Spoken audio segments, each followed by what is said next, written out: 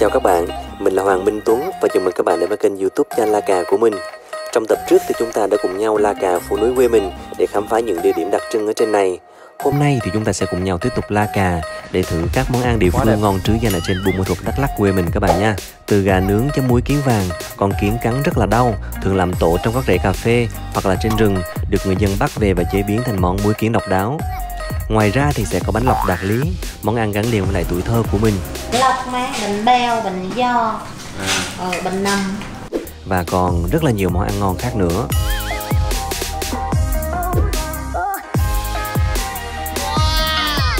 Sau mỗi món ăn thì chúng ta sẽ được nghe những câu chuyện thú vị về nguồn gốc, xuất xứ và lý do mà nó có mặt ở trên mảnh đất đỏ Ba Giang huyền thoại này.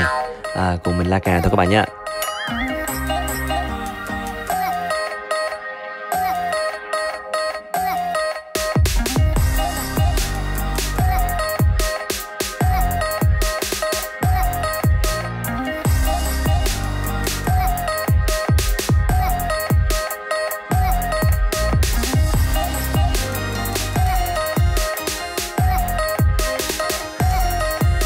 Bay flycam cho mọi người xem mọi người nha.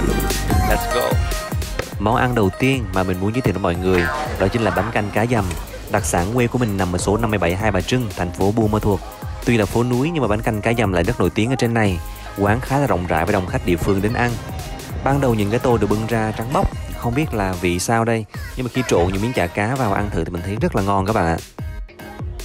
Có một lát chả cá và một cái miếng cá ngừ, và mình sẽ ăn kèm với lại một phần chả cá như thế này. Trong này có hành tây, chả cá với lại là cái nước tương ớt được chế biến riêng theo cái cách của quán này.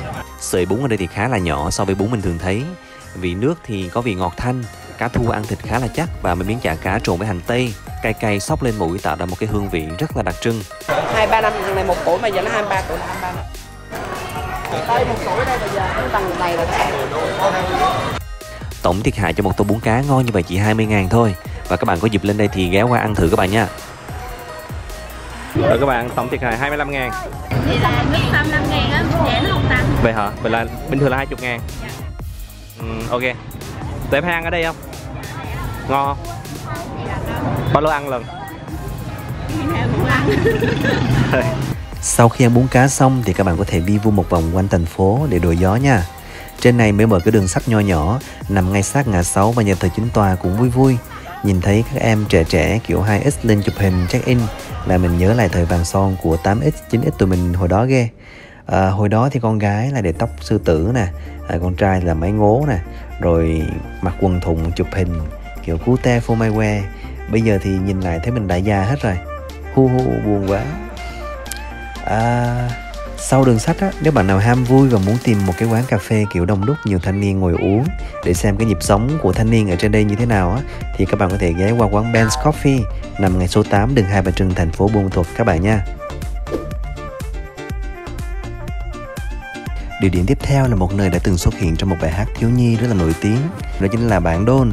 Tuy chạy khá là xa nhưng mà có một người bạn giới thiệu là ở đây có một món ăn rất là đặc biệt, nên là mình đã chạy xe máy với quãng đường khoảng 40 km từ trung tâm thành phố ra đây để xem như thế nào đó các bạn.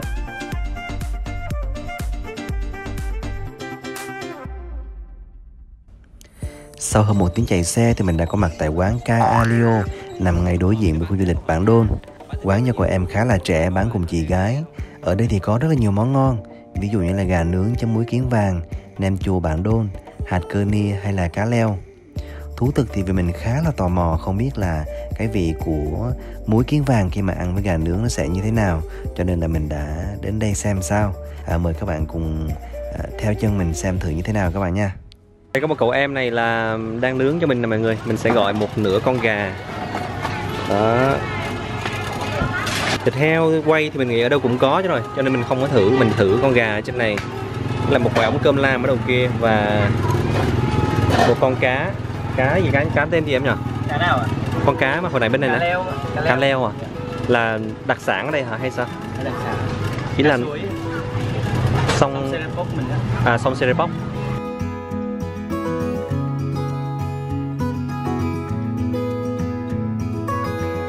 Hello mọi người, hiện tại thì thịt vừa nướng xong rồi, cực kỳ thơm luôn mọi người. Đây là đĩa gà nướng Gà này thì thả ngoài vườn đó mọi người, gà thả vườn chứ không phải là gà công nghiệp trong miền Nam mình đâu. Và bây giờ mình đang rất là đói bụng rồi, mình sẽ ăn thử mọi người nha, và sẽ nói cảm nhận của mình cho mọi người xem.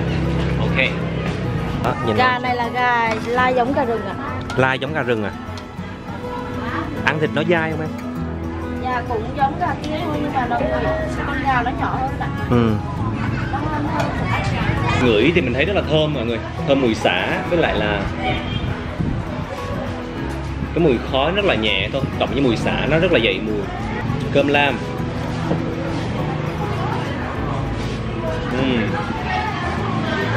Cơm rất là dẻo mọi người. Là muối kiến vàng, đặc sản mình chưa thấy ở đâu có bao giờ, mình chỉ thấy trên đây là lần đầu tiên mình ăn ở đây. Ngon chưa?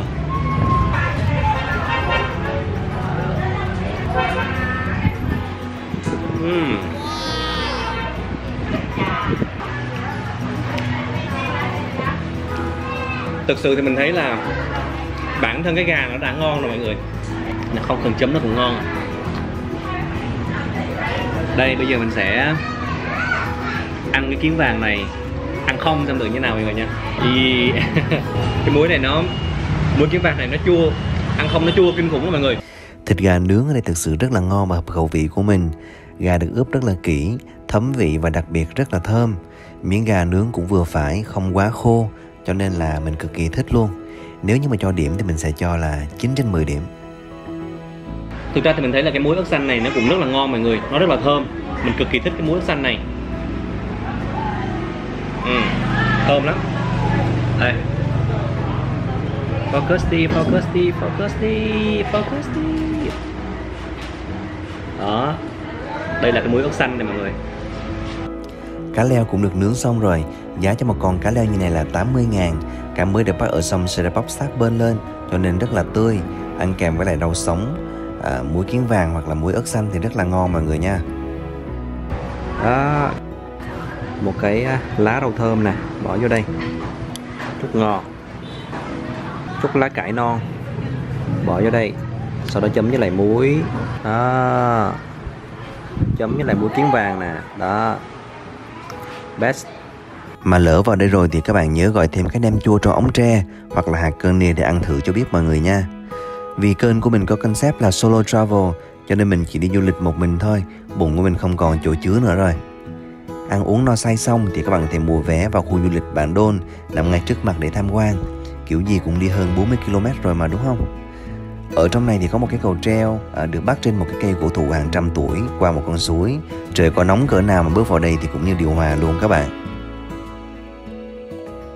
À quên, trên trục đường đi vào Bản Đôn thì mình có tạt ngang có một cánh đồng lúa rất là đẹp. Lúa xanh non, gió thổi mát và rộng mênh mông luôn các bạn. Quá đẹp.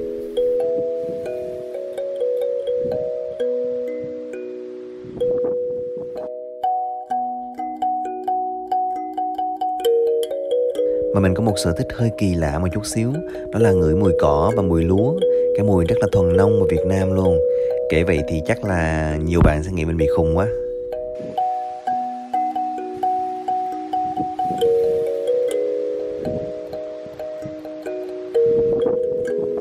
Cánh đồng lúa rất là xanh mọi người. Món ăn tiếp theo mà mình muốn giới thiệu đến các bạn là một đặc sản mà cá nhân mình thích nhất trong các món ở quê của mình. Đó chính là bánh lọc Đạt Lý. Khu vực mình ở cách phố khoảng 8 km có tên là Đạt Lý. Các bạn chạy xe từ phố xuống thì chắc mất tầm khoảng 15 phút là tới nơi rồi. Quán mà mình giới thiệu đến mọi người có tên là bánh lọc Thu Thủy, nằm gần chùa Liên Trì. Quán bán đến nay cũng được 23 năm rồi. Mẹ của mình có kể là khoảng 20 năm trước, mẹ của mình từ quê vào đây thì được mẹ của cô Thủy gọi vào làm. Cứ cuối buổi làm thì bà hay cho mẹ mình những cái nước sốt tôm và thịt làm nhân bánh mang về nhà để ăn cơm. Mình còn nhớ là mấy ngày đầu ăn thì rất là ngon, nhưng mà sau một khoảng thời gian thì ngán ơi là ngán luôn các bạn. Tuy là bây giờ có khá là nhiều quán khác nhau, nhưng mà quán cô Thủy là quán đầu tiên ở trên này và đến nay đã được 23 năm rồi. Bánh lọc, bánh nậm như các bạn thấy thì ở đây được làm rất là công phu. Bột lọc được đánh sánh đựng trong một cái nồi lớn, sau đó thì các bà, các chị sẽ múc bột bỏ vào lá chuối kèm theo nhân tôm và thịt. Bánh được gói trong lá chuối xanh, cột kỹ, sau đó đem đi hấp nóng và ăn tại chỗ luôn. Bánh lọc, bánh nậm hấp xong đem ra còn bốc khói, mở lớp lá chuối xanh ra là thấy cục bột trong veo bên trong luôn. Bên trong còn có nhân tôm và thịt được kho rất là đậm vị, chấm với lại nước mắm ớt. Cay xè lưỡi ngồi hít hà, nhưng mà không hiểu sao cứ ăn hết cái này đến cái khác luôn các bạn. Nước chấm có lẽ là bí quyết mà bánh lọc Thu Thủy trở nên nổi tiếng ở cái xứ này và giữ chân khách đến tận 23 năm nay. Nước chấm có vị cay, ngọt thanh và độ mặn vừa phải. Có thể các bạn không tin nhưng mà một đĩa bánh làm công phu như vậy chỉ có giá là 10.000 thôi. Chỉ là hồi xưa nhà họ làm sao, ở đâu á? Cô là đầu tiên tại Đắk Lắk đó. Cái đấy là đời thứ tư rồi. Và đời này là đời thứ tư, 60 năm là đời cổ tới giờ. 26 tháng 2 năm 1996 là bắt đầu cô ở xin nhà đất họ ở. Ở đó cô bán ít, không đâu cô lên chợ. Lên chợ là bún đi từng ít ngày mấy ký thôi, lên chợ bán. Sao người ta ăn ngon quá là hỏi nhà, hỏi địa chỉ lần họ về mua. Rồi đó rồi làm rồi bán ăn, họ ăn quen rồi giờ từ khách hàng bạn bè ấy. Lần là đóng khách đó. Rồi sau cô bán được 90 năm thì đóng khách ghế lắm. Rồi sau họ học theo họ làm. Họ làm giờ họ bay đó cũng nhiều nhưng họ làm đó cũng giống là bạn cô. Nhưng mà cái lập trẻ thì họ gặp đâu ăn đó thôi, còn mình thì bạn thương hiệu mình là khách quen. Ăn lâu năm là cứ tin mình tới thôi. Còn họ tới đấy gọi họ về, họ không ăn đâu nghe, vì họ ăn quen thôi. Món cuối cùng mà mình muốn giới thiệu cho mọi người đó chính là bún đỏ. Món ăn gắn liền với đời sống của phần lớn người dân phố núi quê mình. Thành thực mà nói thì mình không phải là một fan ruột của món này, nhưng mà vì nó là đặc trưng của quê mình cho nên mình sẽ quay để giới thiệu cho mọi người. Bún đỏ ở đây thì có sợi khá là to. Vị và cách bài trí thì theo mình thấy là cũng tương tự như là canh bún ở trong miền Nam mình vậy. Bún thì ăn kèm với riêu, trứng cút, rau cải hoặc là rau cần và có giá rất là phải chăng. Nếu các bạn có dịp lên đây thì nhớ ghé qua đường Lê Duẩn, nằm ngay sát Bảo Tàng Tỉnh để ăn thử xem nha. Video hôm nay xin được dừng lại tại đây. Nếu các bạn xem video thấy thú vị thì nhớ ấn đăng ký kênh và chia sẻ video giúp mình để cho nhiều người biết đến kênh của mình hơn các bạn nha. Xin cảm ơn và tạm biệt các bạn.